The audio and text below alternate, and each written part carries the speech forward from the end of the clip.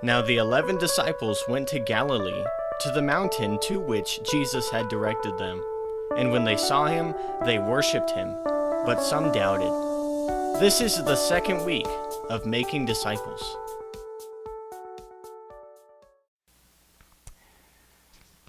When we began last year with making disciples, one of the things that Melissa and I committed to discipling our kids in was prayer. And throughout the course of the last year, there were lots of times when we thought the kids were just not getting it. It was just not working. We weren't discipling them well, they weren't learning.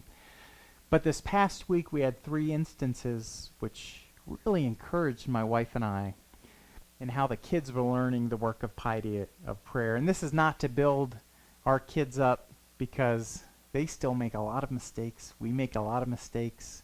We all have a lot of learning to do. But I'll share those 3 things with you so you can get a sense of how they're growing in the work of piety and of prayer and how discipleship is working.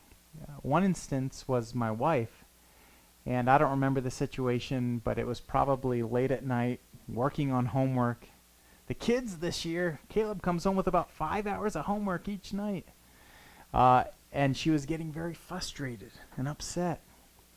And at about just that time, Emily came downstairs, and when she saw Mom frustrated, she said, "Let me pray for you." And you prayed for Mom right at that moment.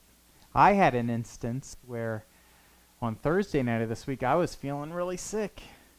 And it was a long night. We just got home from school. It was probably about 9 p.m. And as soon as I said I was sick, Caleb all of a sudden said, "Let me pray for you, Dad."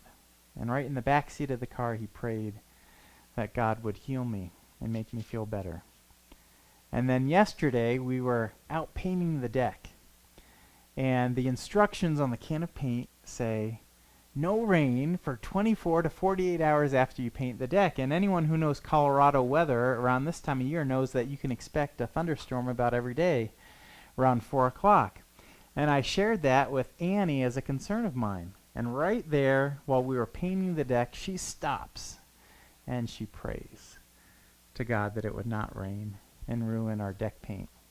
And it really touched me, because one of the things that we've been working on this past year is a readiness and a willingness to pray in each and every situation, and also not only to pray in each and every situation, but a recognition of the fact that God is in control and He's Lord over each and every situation.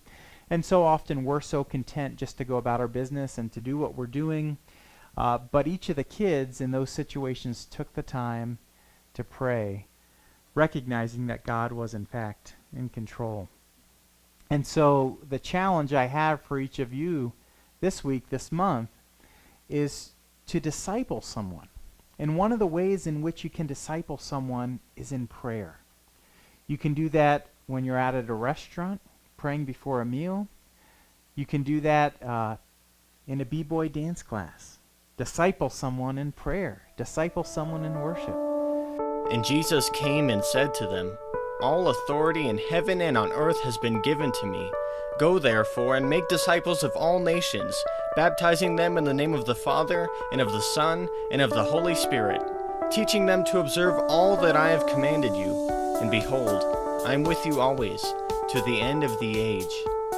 If you would like more information on .W Evangelical Church, check out dotheword.org.